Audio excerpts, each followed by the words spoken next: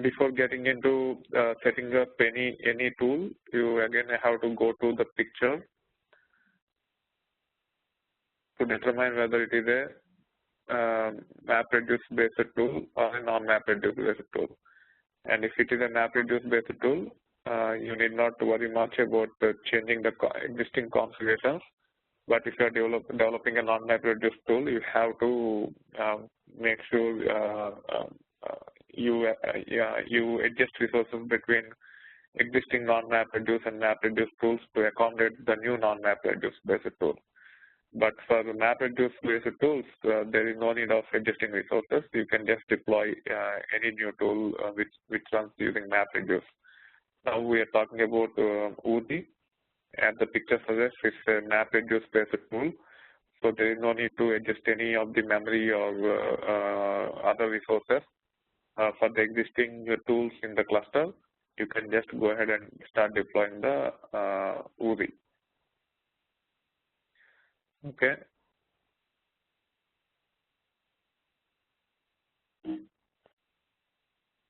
So again, we will follow the similar approach. First, we will see the overview of Oozie, then we will talk about architecture of Oozie, and then we will set up Oozie using Cloudera Manager, and we will look into Oozie parameter files, log files, and we will see a demo. So again, Oozie is a MapReduce based workflow tool. It facilitates you to define workflows for related jobs. So first we need to understand the term workflow. Most of as most of you are experienced, you might have already know what workflow is. It is nothing but a flow for a dependent jobs. And most of the tools use XML to represent the workflows. In more technical terms, a workflow is nothing but a directed acyclic graph, and it will be stored as XML. The XML for Oozie is termed as HPDL. I'm not sure what the abbreviation for that is, but it is termed as HPDL. It runs the entire workflow using one or more MapReduce jobs. In larger clusters, gateway nodes can become bottlenecks, and Oozie can mitigate that issue as jobs run in the cluster in the form of MapReduce programs. So the main difference between one of the advantages of using Oozie is typically when you run MapReduce jobs using commands like this.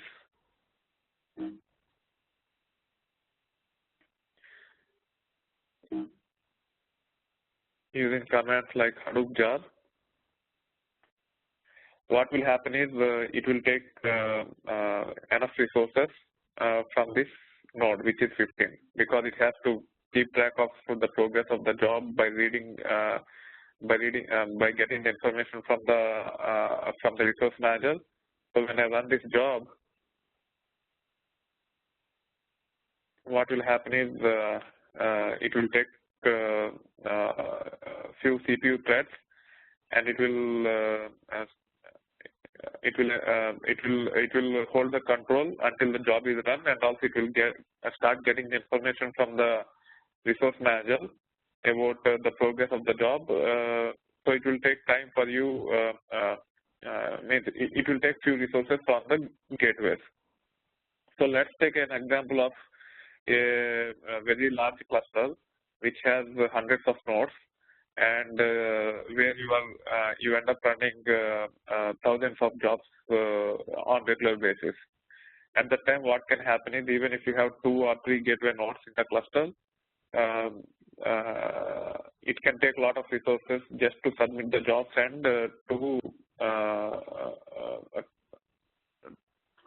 to get this information from the jobs.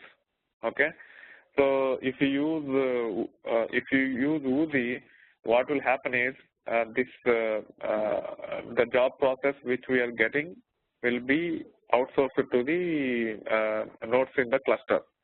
So instead of even this one will be a MapReduce job, the one which is keep track of the progress of the job from the resource manager also will be a MapReduce job. So when you have thousands of jobs running in the cluster, it will be distributed across the cluster, all the job invocations. So in the previous case, when we run this command, we just invoked the job. So even the job invocations, you can push it to the Hadoop cluster, and then it can distribute the job invocations as well in very large Hadoop clusters. So Oozie can come handy to reduce the load on the gateway nodes. Your gateway nodes will just submit the Oozie jobs if you are using if you want to use Oozie. But in the smaller clusters, it is not practical to use Oozie. Instead, you should use gateway to submit jobs. Instead, you should use gateways. The reason is, as I mentioned to you, Oozie will the job invocation will also be a MapReduce job. So it can take a lot of resources on the cluster in a small clusters. So, but in a larger cluster, you can pass on the job invocations to the all the slaves in the cluster, which runs the task tracker subnode managers, and then the load on the gateways will go down considerably. So that this is what the statement is. In larger clusters, gateway nodes can become bottlenecks, and Oozie can mitigate that issue as jobs are run in the cluster in the form of MapReduce programs. It is integrated with most of the Hadoop ecosystem tools, so you can use most of the Hadoop jobs related to most of the Hadoop ecosystem tools, not just the command like this.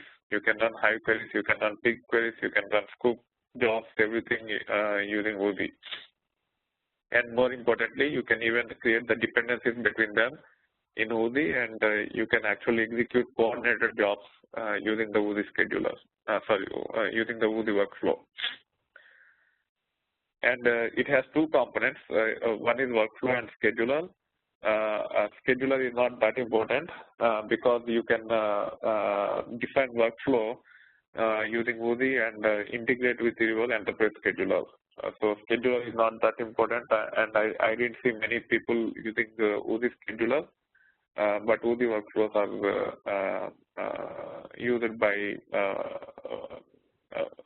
used in many of the applications where you have multiple jobs that needs to be run in coordinated fashion.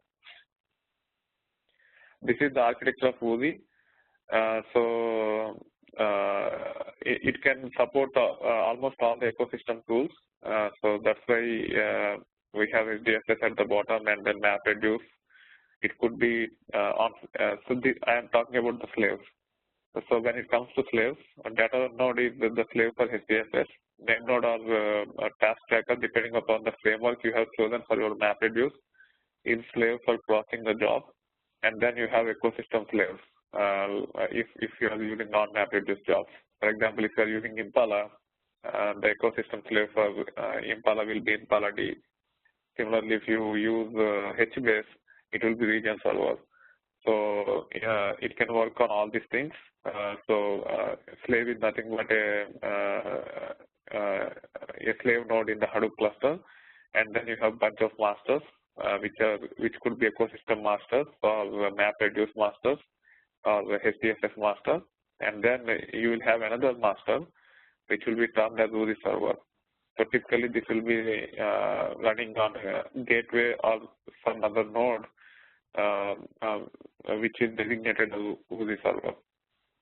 And Oozie uses a repository to store the workflows, the HPDL or directed acyclic graphs, which are stored as the XML, which is termed as HPDL. There needs to be a repository to store those things, and it uses a typical relational database to do that. And default, it uses Delby. Delby is the in-memory database, and in production, we do not use database like Delby. So we have to reconfigure it to use MySQL. And then there will be command line interface for Oozie, and also there is a web interface. When it comes to command line interface, there is nothing like Hive where you can launch Oozie command line interface. You can just submit the commands and you can monitor it. So Oozie command line interface is like Hadoop SS or mapped, something like that. It will execute the job and it will immediately give you the control. It is not like Hive or Pig or it is not like Hive or Pig or HBase, where it will actually launch their own command line prompt interface and where you execute a Hive query or a Pig command or a HBase command. It is just it will just look like this, and we will see as part of the demo. And the Oozie command line is used to submit the jobs and monitor the jobs that will be running as MapReduce jobs. Yeah. So ecosystem master, as I mentioned to you earlier, apart from HDFS and MapReduce, we have non-MapReduce tools also in the cluster. And the example are HBase or Impala. Instead of defining all the masters, I just grouped them as ecosystem masters. So if you are talking about HBase, the master for HBase is HMaster, HMaster, and the slave is the region server. And if you are talking about Impala, the master is state store D or catalog D, and the slaves are Impala D. And if you talk about any other tool, like Spark or Presto or any non-MapReduce tool, you will definitely have a master and slave for that ecosystem tool. So instead of separating it out for each of the tool, I just categorized all the non-MapReduce tools into ecosystem, and I have depicted as masters and slaves with same colored box. Okay, so Oozie architecture, I'm putting it in words. So it requires a Oozie repository, which is a database to store workflow destinations and details. And we will have a Oozie server, and we will have a client. We have to configure all these things now using Cloudera Manager. So setup by configuring Oozie server alone. It uses Delphi database by default, but Cloudera Manager does not let you change the default. This statement is not correct. I will fix that. So let me first set up.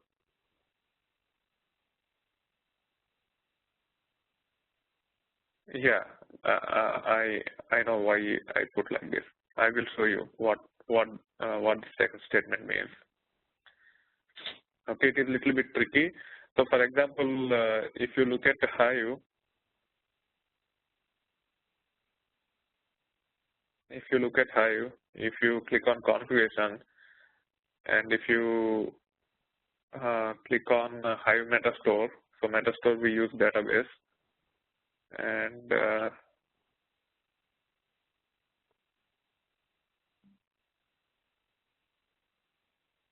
somewhere there should be some database too.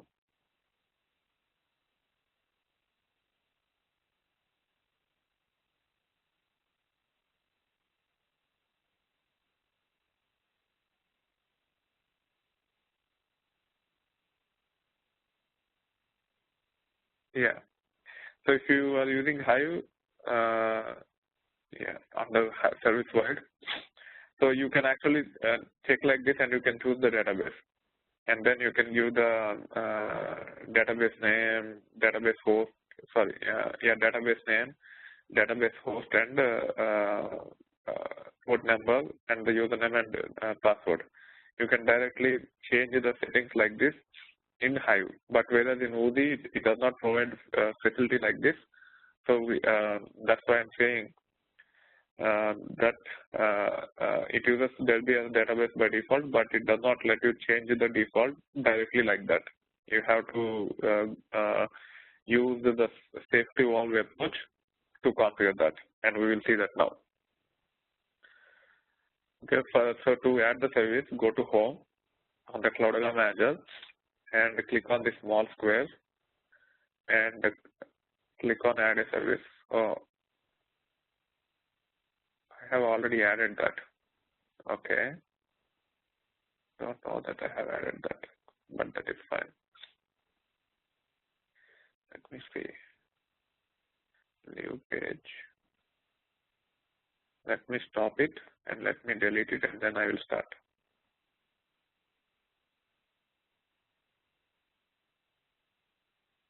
Yeah, I know why I have configured it last week, because to show you the Hive, Hive has the dependency on Oozie, so that's why I end up creating Oozie as well. Okay, let me delete Hive first, and then delete Oozie also. And now we'll start setting up the Oozie service. So click on this, click on add a service, and then select Oozie. Hit continue. So by default, it uses the HDFS for storage and Garn for processing, the MapReduce based processing. And the Zookeeper, it requires because it can work with tools like HBase and all those things. So as we already have Zookeeper, it is picking up automatically. So you have to select this, it will be automatically selected, you cannot unselect it. Then you can hit continue. And here you have to configure the Oozie server. Let's make 6 as a Oozie server and click on OK. Okay, hit continue.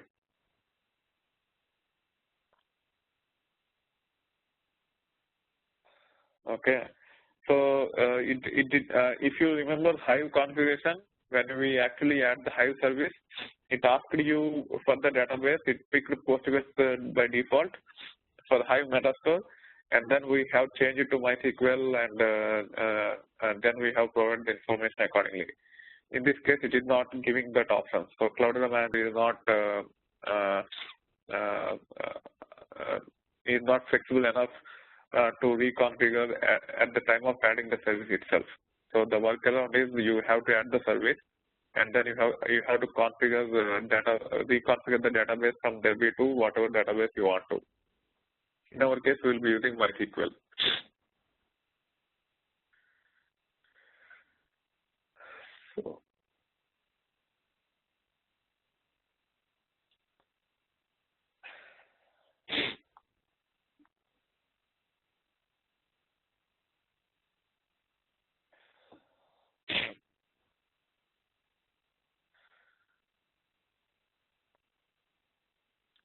So before it is almost done. In the meantime, we will see the steps to customize the Oozie repository with MySQL database. Go to the host on which Oozie server is running, and then we have to install MySQL connector. In our case, we have configured Oozie server on the NoviSync CDH 506. So we have to go to that service and then a server, and then we have to install MySQL connector. The reason why we need to install MySQL connector is without MySQL connector, that host will not be able to connect to your MySQL database. In our case, MySQL database is on NoviSync CDH 500, which is our gateway node as well. So let's do that now. So I'm going to 506.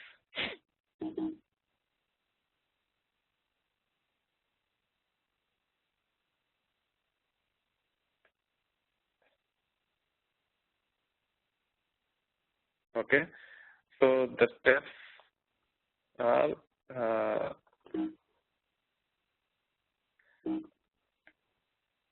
cat 12 setup Oozie.txt. It has the steps. Oh, I don't have this. I thought I have added that, but I can add it pretty fast. Okay, so I have for scoop. I have it in scoop, so I can use the steps. So the way you can add MySQL connector on 6 is by running this command. Okay.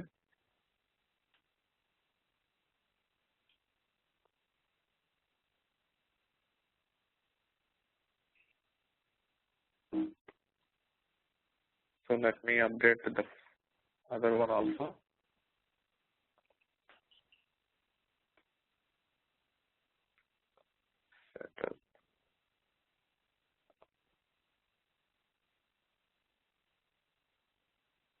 steps required to set up Oozie repository in MySQL.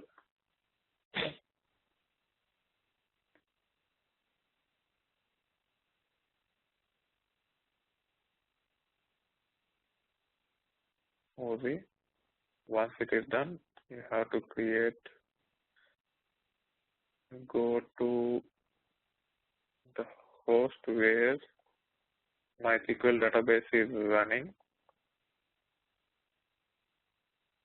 Then MySQL -u root -p, create database Oozie, create user Oozie identified by Hadoop 20 or whatever password you want to give, and then you can grant all Oozie.star to Oozie, and then you have to flush privileges. So this is how these are the commands which you need to execute. So still we are installing the connector.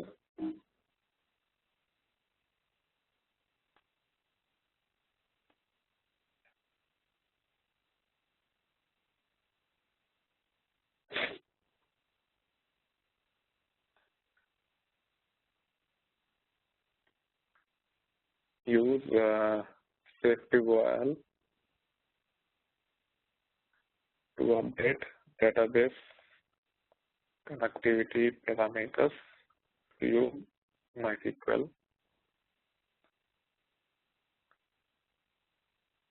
for Oozie repository. Okay. So now we have installed connector. Connector is just to connect to the MySQL database on other source. It actually does not install any database here. Okay. So we have to create this soft link, or you can copy the MySQL connector java.jar to varlib Oozie. You can either create a soft link, or you can do a physical copy of the jar file to varlib Oozie. In this case, I am just creating a soft link. I have to use sudo. Okay, it is done. Now we have to go to our gateway node where we have our MySQL database. Log in as root, HD user, and then MySQL -u root -p root 20 and show databases. There is no database for Oozie. We can use the existing database also, but that is not a good practice. We should have our own database for each of our tools, so that if there are tables with the same names, they will not conflict with each other. Okay. So for that reason, we are creating the database user, and also we are granting the permission.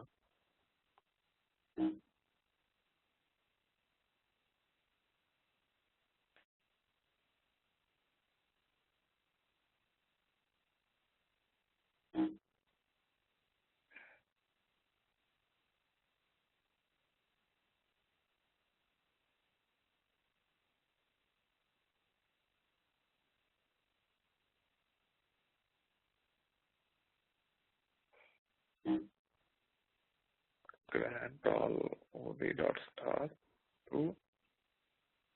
Okay. Let me check the scope one, Hive one, not this one.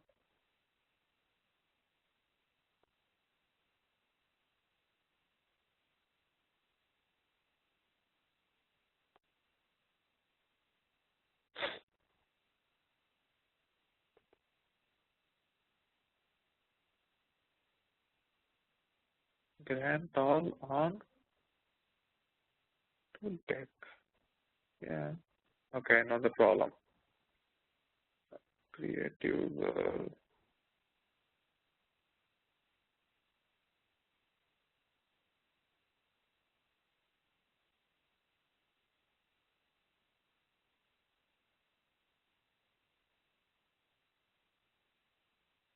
Okay, grant all on. That is the problem. Okay.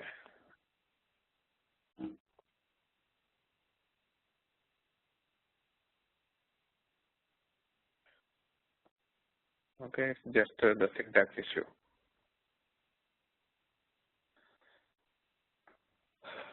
And then flush privileges. So now we have the database ready. We can go to the configuration using our Cloudera manager. Click on continue, finish, and then click on Oozie. Stop the service. So always when you are updating the parameter files, especially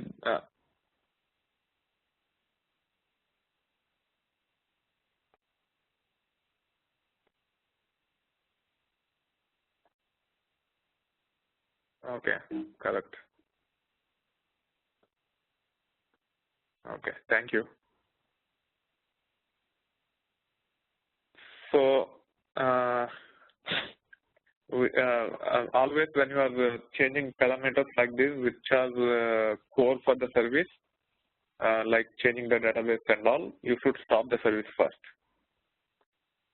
That way, it can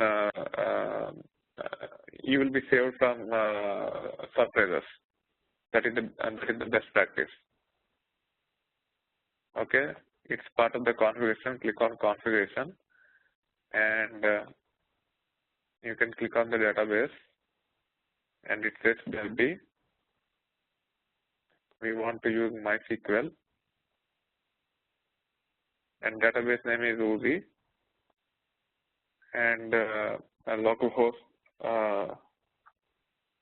Okay, IP 10.0.0 and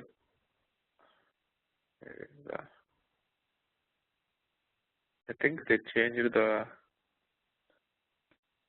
they fixed some issues. I think that's why I'm able to change it.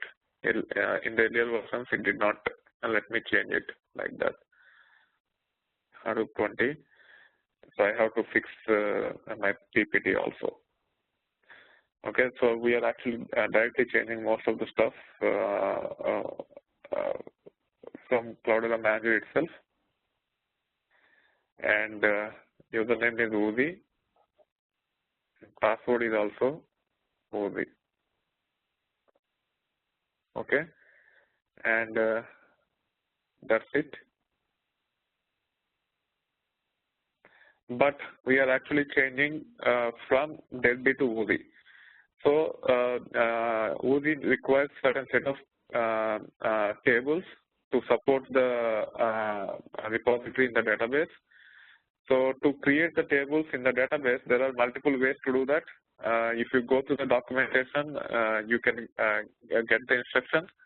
But the more straightforward or easy way is to reset a parameter. I think I have it here.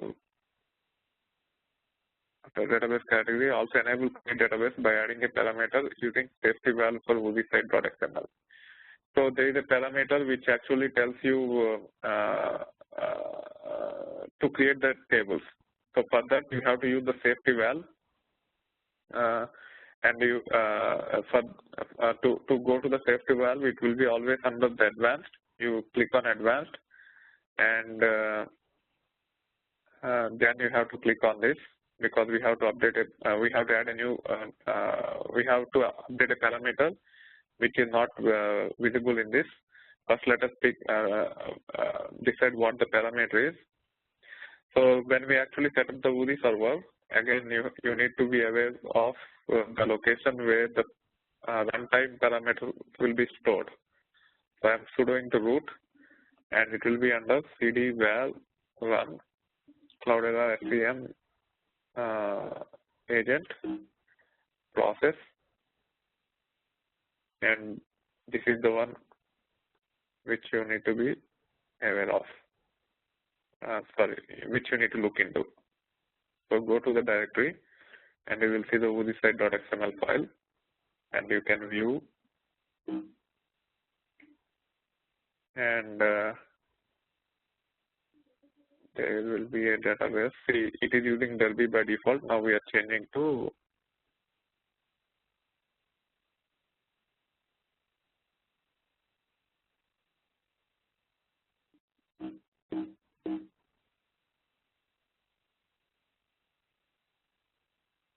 okay. Okay, I think what we can do is create equal to true.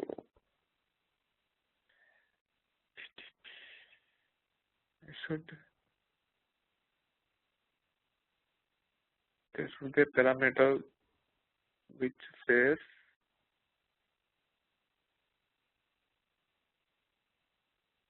okay, let me restart it, then probably it might. Okay, save changes and start.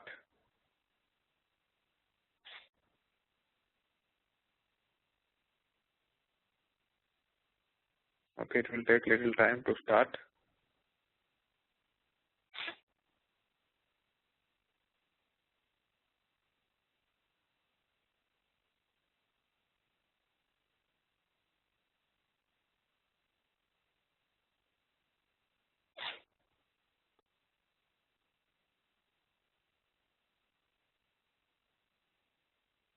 So it says failed.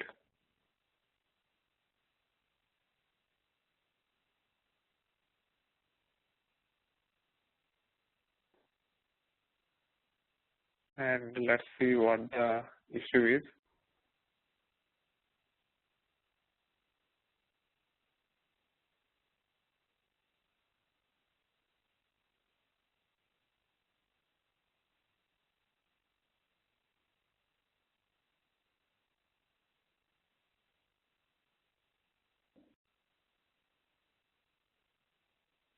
Could not load service classes. The driver has not received any packets from the server.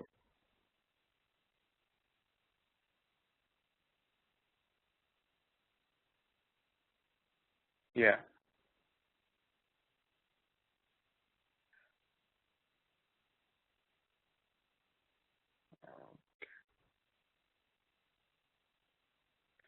It says connection refused.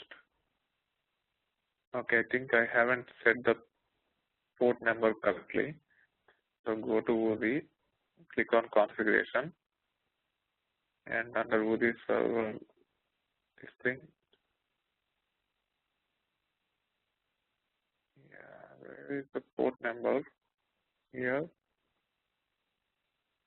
3306. Save changes, and then click on start.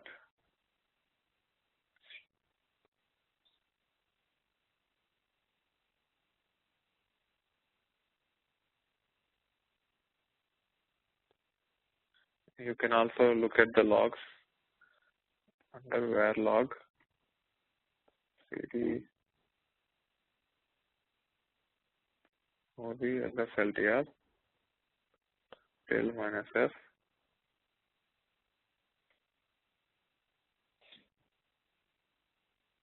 Still it is giving the connection refused error.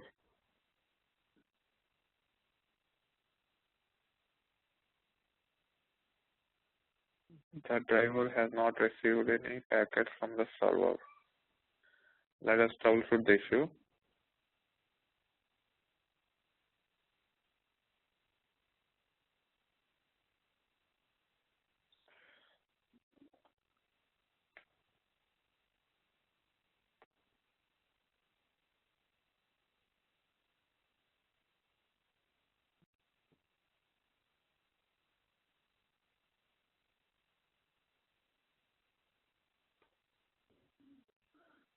Okay, think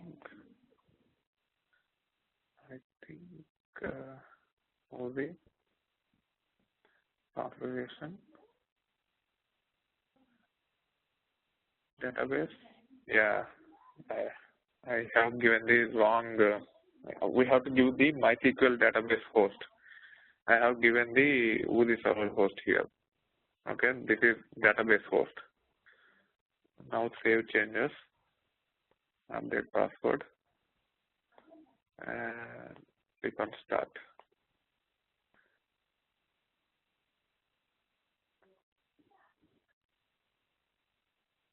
Still it is giving the issue. Yeah, now it is saying access denied. So we are getting a different error. That means we have not given the password correctly.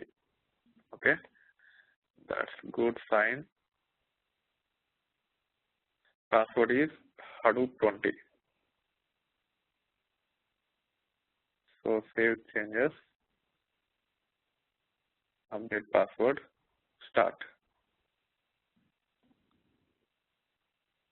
Okay, so after changing the IP address to the correct host, we got the access denied issue, and we changed the password. I hope it is correct this time. And let's see what will happen this time. This time also it is giving an error. And what is the error? Now it is saying table does not exist. So the issue is there is a parameter which we have to change to true, and I'm trying to figure out that parameter. Let me check that. Now let me go to where run Cloudera SCM agent process LSLTR, pick the latest one, 69 LSLTR, and here oodisite.xml.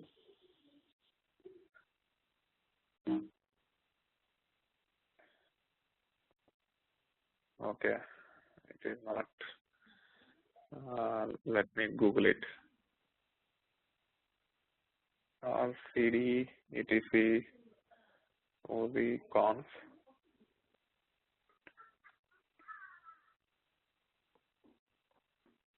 Yeah. Organization survey. No, this is not the one. Yeah, this is the one. So we have to set this to true.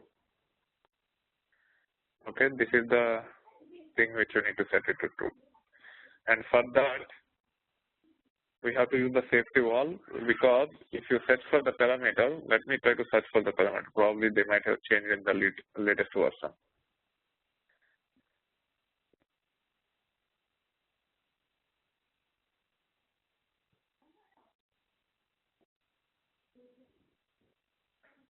Okay, there is no such parameter. So we have to add it using safety valve. And the safety valves are typically under advanced. You can click on advanced, and here you can click on it, and then you can copy this entire property. So safety valve, you have to update properties in its original syntax. If it is XML file, it should be the property tag which you need to add. If it is a properties file, it should be a key equal to value or whatever syntax that actual properties file does use. Sometimes they use space between key and value. Sometimes they use equal. So you need to understand, you need to be aware of the actual properties file syntax, and you should use that one. If it is XML, typically you will have a property tag, which will have name tag and value tag. And in this case, we have to change the value tag to true. Description is optional, so you can remove if you do not want, or if you can leave it like that. So once you do that, save changes. So what this parameter will do is, if the database does not exist, it will create the database. Sorry, it will create the tables or database, depending upon the situation or the database. In some cases, you have to create the database and set to true, and it will start creating the tables. In some cases, like Oracle, it will create both users and the tables. So depending upon the database, the behavior can change. With MySQL, you have to pre-create the database, and then you have to set this parameter to true, so that all the tables are created when it runs for the first time. Now click on Start, and you can actually go to varlog again, cd varlog Oozie, and then tail -s.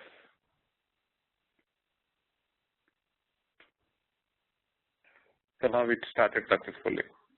So you can monitor the way I have done now from the server as well. So close it.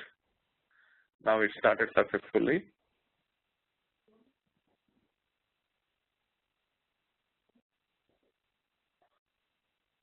Yeah.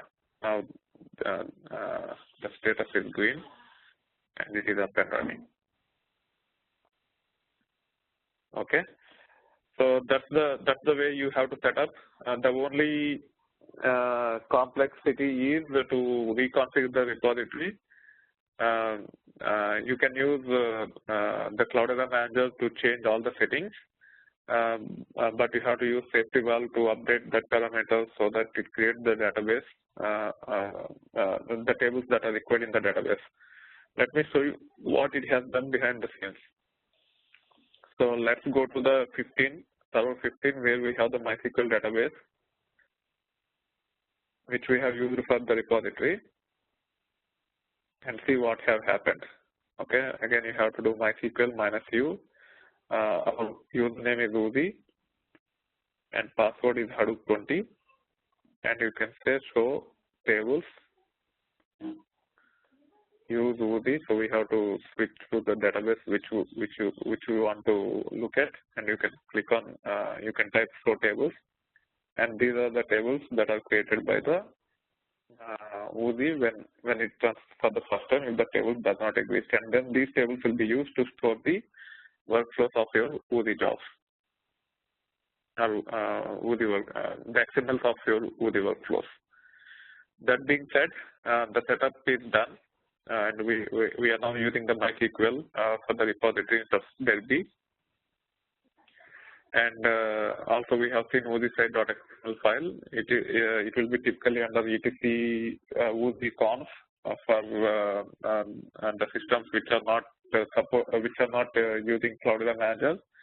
But if your cluster is using Cloudera Manager, then it will be looking into you have to look into where run Cloudera SCM agent process to see the latest versions of your XML files.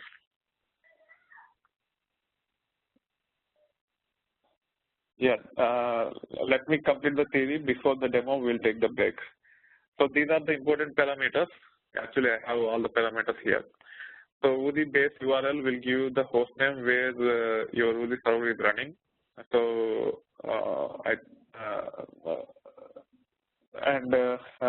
then the Oozie DB schema name is the database name, and then we have a bunch of JPA service parameters starting from create schema to the JDBC driver. So depending upon the driver you are using, you have to provide the class, but as Cloudera Manager is providing that option to select MySQL or Delphi depending upon the choice you made, this will be updated automatically. And this is the JDBC URL, and this one also will be updated automatically with the host name you provide and the port number, and then username and password for the database. And then there are these two parameters called whitelist. When we run the jobs as part of the demo, you will understand the significance of these parameters.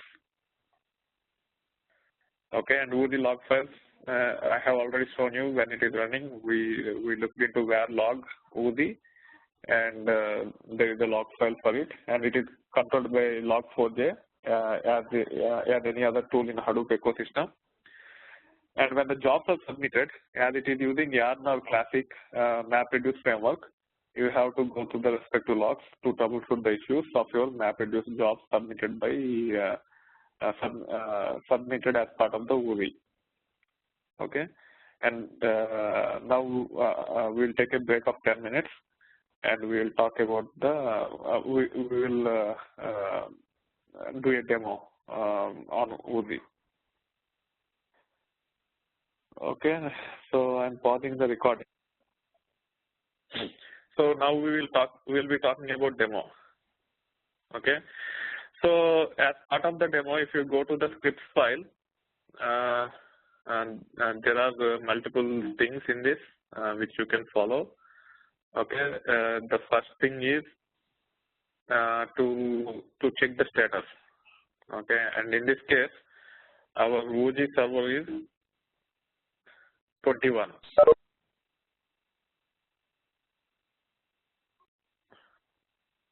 Okay, so you have to use the IP address.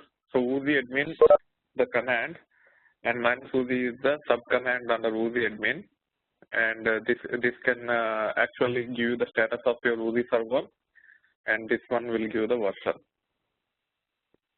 Okay, so you can run this command on any node in the cluster.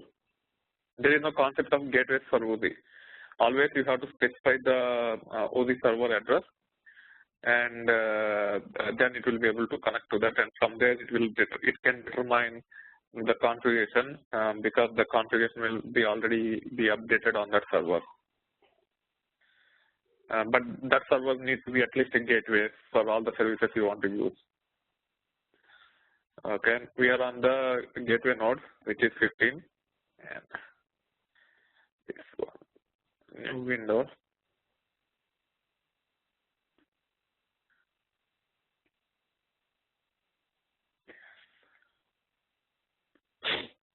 And you can run this command, and the mode is normal. There are a bunch of other commands also, but most of the stuff can be done from the Cloudera manager, I think -start, -stop, etc. But you need not use the command line interface if you are using monitoring tools. This command will give the version of the Oozie, which is 400 CDH521. And now we will set up the examples and see how we can run a sample Oozie job from the examples. Okay, for that you can create a directory here, mkdir -p. This is not mandatory, but you can. It will be good if you do this. Demo Oozie, and then you can go to that directory, and you have to copy. There will be a examples.tar.gz. You have to copy and enter it, and the path will change depending upon the version of distribution, Cloudera distribution you are using. So the better way is by running the find command. Find. Let me do sudo find. Sudo find from the root directory by name Oozie examples .jar. Sorry, .tar.gz.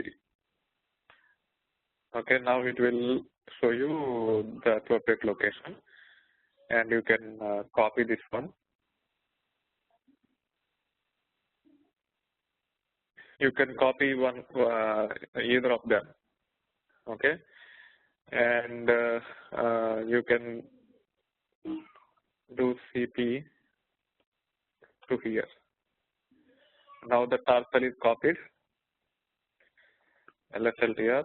You can run tar xvf to untar. It's just a tar command syntax. And now we will create a directory of examples. And you can go to examples, and the layout is src, which is I think source code, I think.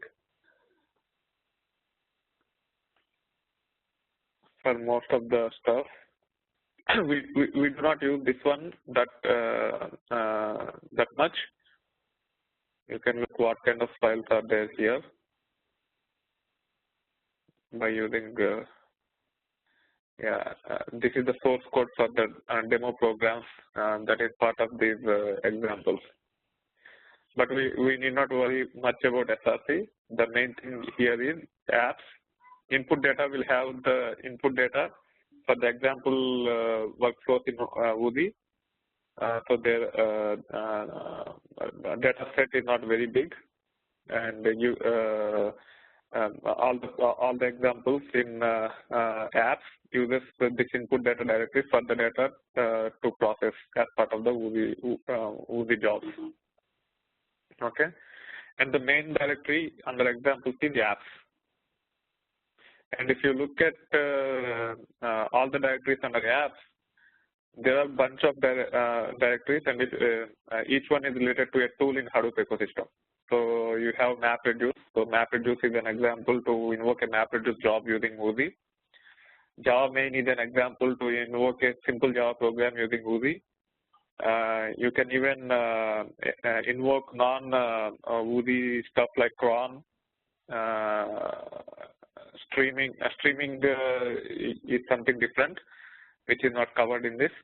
So it can not only support Hadoop ecosystem tools, it can also support non-Hadoop ecosystem tools. For example, cron. Cron is a Unix thing, and it also shell. Shell, you can use it to invoke the shell scripts. So there are different kinds of workflows that are supported by Oozie. Scoop is for scoop, pig is for pig, hive is for hive. These are all examples, and you can use these things as templates. And this is more than enough for administrators. Before turning around to developers, they should validate at least one or two types of workflows, and they can administrators can use these examples, and then they can validate, and then they can turn around to the developers after the maintenance. So as part of this, we will look into MapReduce example. So you can go to MapReduce directory, and you can do lsltr. So the main DAG, or the direct acyclic graph, is workflow.xml. So this one will actually control the workflow. Okay, and then the job.properties. So if you have any properties that needs to be reused across multiple jobs or multiple jobs, you can put it in the job.properties. Okay, and lib is for the jar files which needs to be executed. So this Oozie examples, this jar file have the source code you have seen earlier, and this one have the classes for the source code which you have seen earlier. You can run jar tvf on this command, and you can see user Java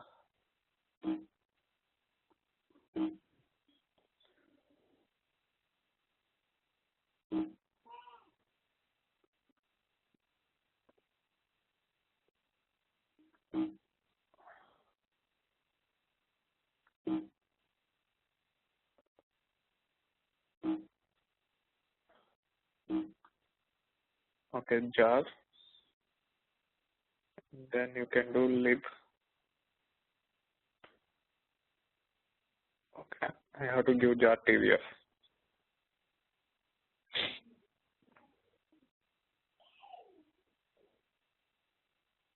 TVF will list the files in it, and if you see, these are all classes for which we have seen earlier in the source code directory. Okay, so this is compiled version of programs which include mapper and reducer, and these programs will be used when we actually invoke the workflow. And now let us see the job.properties and workflow.xml. If you look at job.properties, all it have is the name node, job tracker, queue name you need not worry, examples root is used here. So this will be used to determine the directory in HDFS. This is HDFS directory. So it starts with name node, then slash user, slash is the after you give the name node, slash is the root in HDFS, and then user is the directory, and username will be the OS user, which will be automatically replaced at the time of the running the Oozie job. So in this case, we have logged in as HD user, so this will be replaced by HD user. And example root is the variable parameter which is defined here. So this example float will be replaced by this examples, and you need to copy, once you modify these changes, you need to copy to this directory. You need to copy these examples to this directory, and you should be able to find this file in appropriate location after replacing these parameters like username and example float. We will see that in a moment. Okay, and this name node and job tracker, if you look at when you submit the job, it will try to connect to the local host and it will try to execute the job.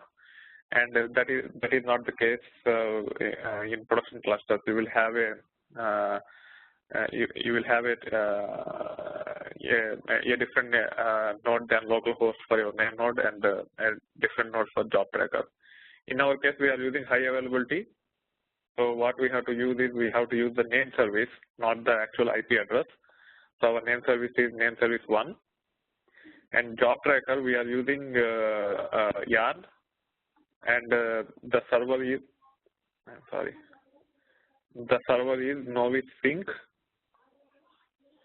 CDH 504, and port number is 32, because we are using resource manager which from yarn. We have to use the port number 8032. If it is classic, it is 8021. Once you make those changes, you can come out of this and you can actually review the workflow.xml. So the main thing is this one. So this tag will tell what kind of action needs to be taken for this node in the graph. So if you have in this, there is only one action which is named as MR node, and the action is map reduce. This will tell which action is it. There is only one, but in a production kind of jobs, if you have multiple dependency map reduce jobs, map reduce programs that needs to be run, then you will see multiple actions like this, and this will control what type of action it is. In this case, it is map reduce. Similarly, if you go back to the apps, and if you, let me show you. Now, if you go back to pig, and if you look at the workflow,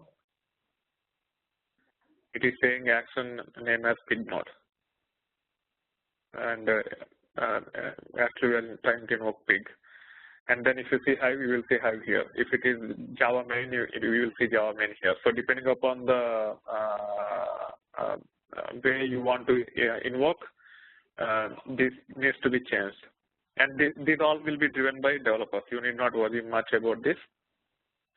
But I will show you an example which uses multiple types of actions, and that is from the from my application demo. Application development demo, and I have something called connect the dots. No, yeah, I think this is the one, Oozie ETL. Okay, and yeah, this is the one. If you look at this, not the job.properties.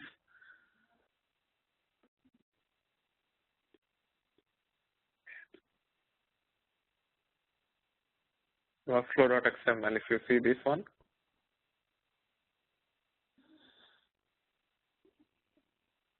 let me view how to zoom in. I'm not sure how to zoom in. File,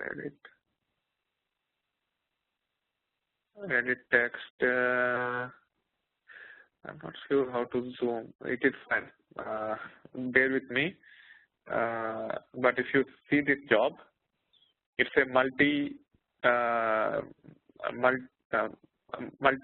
it invokes multiple MapReduce programs. One has MapReduce action, and the other one has pig. So we are invoking multiple actions in the same program. So this is how it will look like in a typical production kind of workflow job. You will have multiple actions, and you can define your workflow to coordinate any type of Hadoop application. It could be a MapReduce application, it could be a Pig application, it could be Hive, it could be Scoop. So if you think about it, if you have to get data from a source system and load into Hadoop, do ETL on top of that. And once the ETL is done, if you port the data back to the reporting layer, there are multiple steps involved in it. You might have to use Scoop job to get data from the source database into Hadoop. That is one type of action. And then you might have to do ETL using one or more types of actions. And then the third one will be once you do the ETL, you want to copy data back to the reporting layer. So there you will have at least 3 actions in that, and all these 3 actions have to be done in a coordinated fashion. And that's where Oozie comes into picture, and this is how more complex Oozie workflows will look like. But as admin, you need not be aware of this in detail, but as long as you know basic syntax and as long as you can validate whether everything is running as expected or not, that is more than enough. Okay, again going back to the MapReduce.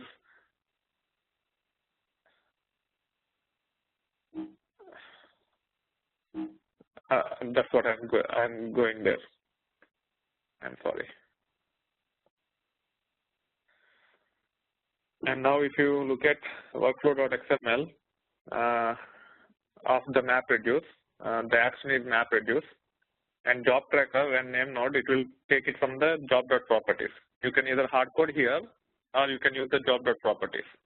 If you hardcode here, these will take the precedence, but it will be best practice to use the job.properties. And there are multiple tags. For example, the prepare, if you remember when you run Hadoop jar command, if the target directory already exists, it will fail. So this prepare will take care of any prerequisites before running the MapReduce job, like creating the directory or deleting the directory, so that MapReduce job does not fail. And then this is a typical layout of invoking a MapReduce job using Oozie. You need to tell the queue name, mapper class, reducer class, map task, etc., which you need not worry much. And then after the action is done, there are 2 tags. One is OK tag and the other one is error tag. So OK tag is telling that if it is successful, then go to end. So in this tag, if you want to take a particular action, you can again elaborate this thing. In this case, we are not doing anything, so it will just come out cleanly as defined by the Oozie workflow. If it is error, it is going to fail tag. You can use message and send it as a message, and you should be able to, if you configure it properly, you should be able to capture these messages and page it out to the support team. Okay. And one more thing, when it comes to OK, if you are talking about multiple action workflows, like I have explained earlier, where is it?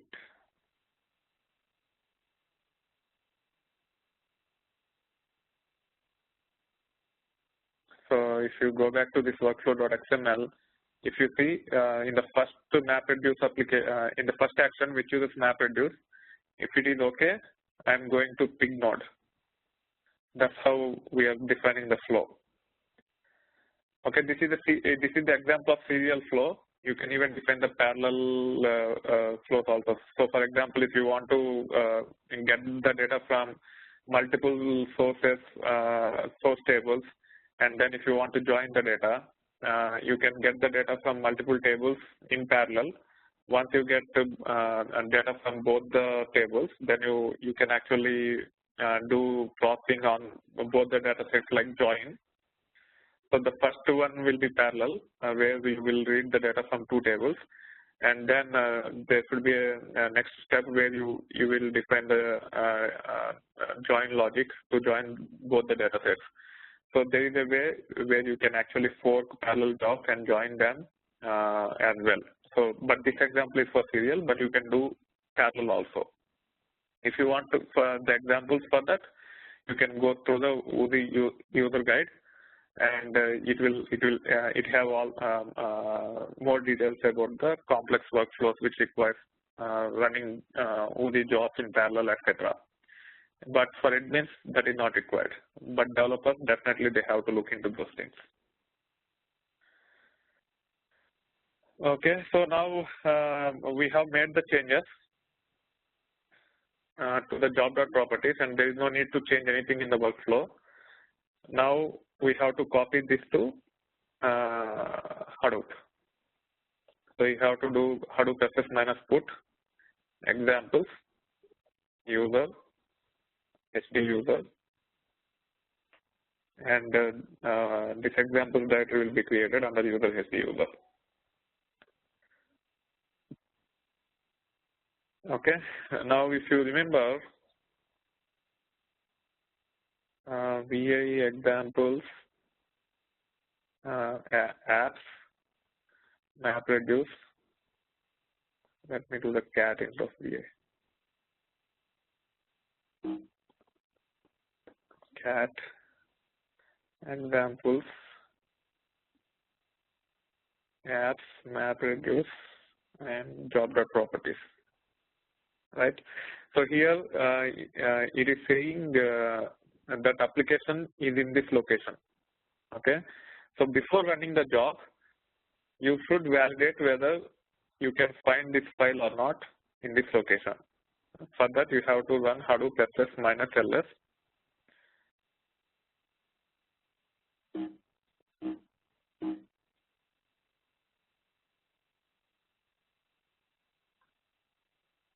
And then username is HD user. Examples, this examples is from here in the job.properties itself. And then apps, and then map reduce, and then workflow.xml. You should find that file. If there is no such file, and if you try to run the job, it will fail, and the others might not be might not make sense unless you get used to it. So first, to make sure, unless you are comfortable with it, make sure that the files are as per the expectation, and then as we have the workflow.xml file, now you can actually run the Oozie job using this one. So in this case, our IP address is Oozie server's IP address, which is 21. Let me.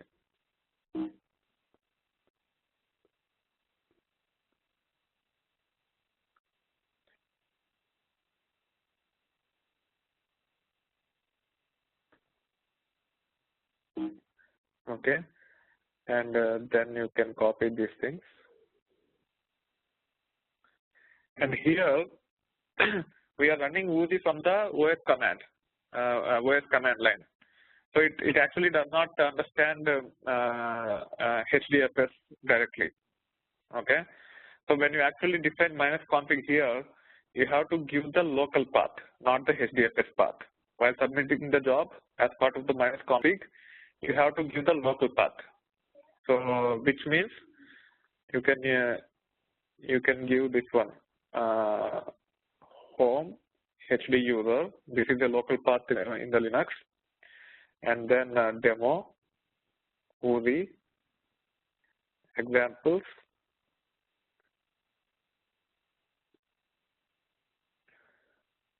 apps, map reduce, and job.properties.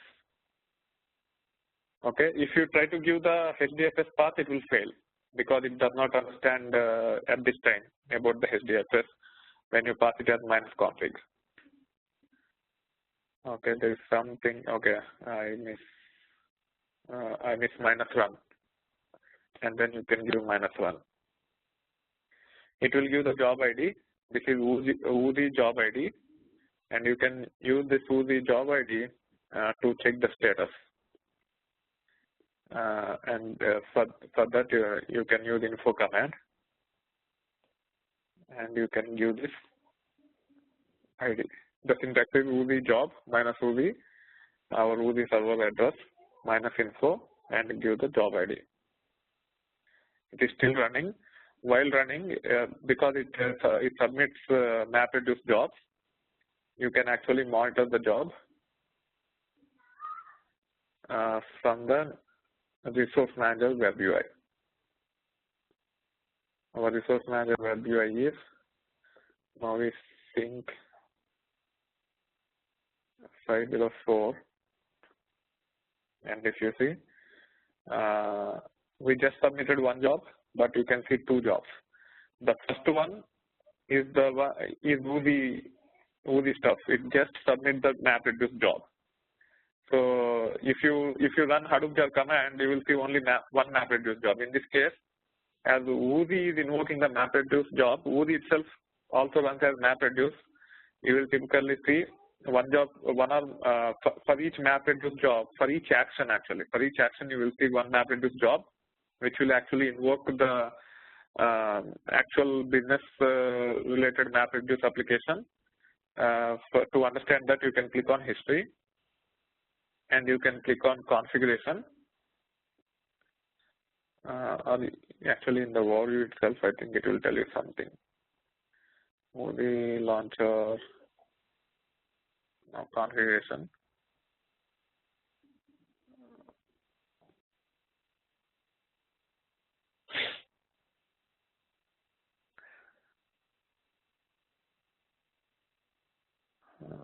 Yeah, this is the one. Job name. Here it is saying it as Oozie job. Let us see the. Okay, I know where to look at. So instead of doing here, you can go to the map task, click on here, and you can click on the logs. It will tell you what is going on behind the scenes. So it is actually it is actually launching the Oozie job. Okay, and the job ID is this one. Oozie launcher have propagated new Hadoop job ID to Oozie, and this is the next. This is the job ID which Oozie have submitted to invoke that MapReduce program. Now, if you go back to our Resource Manager UA again, we have another job, and if you click on the application master of it, and if you click on the map task,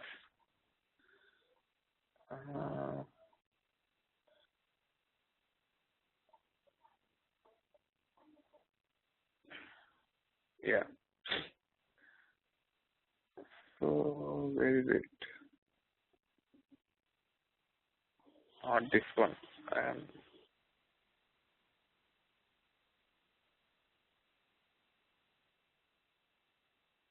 Yeah, this is the one. This is the job which is submitted by Oozie, and you can go to counters, and you can see what is going on.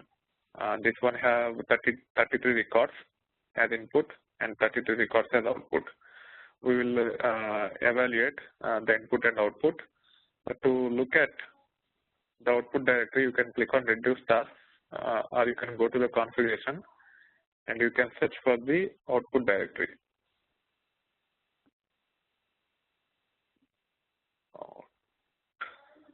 Yeah, output dir. Yeah, so this is the one. You can now look at this location to validate the job is successful, and we have the data. So you can see a bunch of files created just now.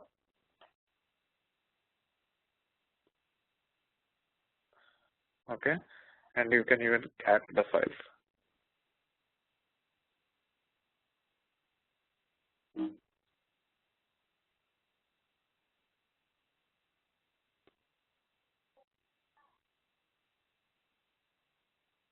So you can actually see the data.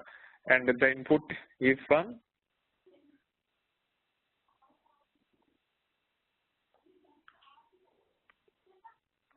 you can actually look at the input directory also to confirm. So this is the actual data that is processed by the MapReduce job.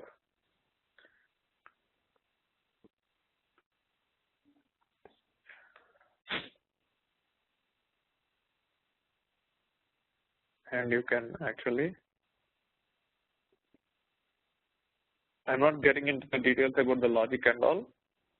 So what this MapReduce job, which is invoked by Oozie, has done is it read the data from this location and write the data to this location. So the job is successful. So now you can confirm that Oozie is working, and you can turn around to the development team. And from there, they will actually develop the workflows and give it to you, and you can schedule them. Okay, that is about Oozie. We have understood how to set up Oozie, and also we have how to get the templates for most of the actions, and we modified the name node and job tracker information in the job.properties for MapReduce action, and we copied it into HDFS, and we have ran Oozie job command to submit the job, and we have seen from command prompt how to monitor the job. Then we also see how to get to the actual MapReduce logs and see whether the job is successful or not. So let me run that Oozie command again to see the status. It says succeeded, so it looks good. Okay, any questions on Oozie?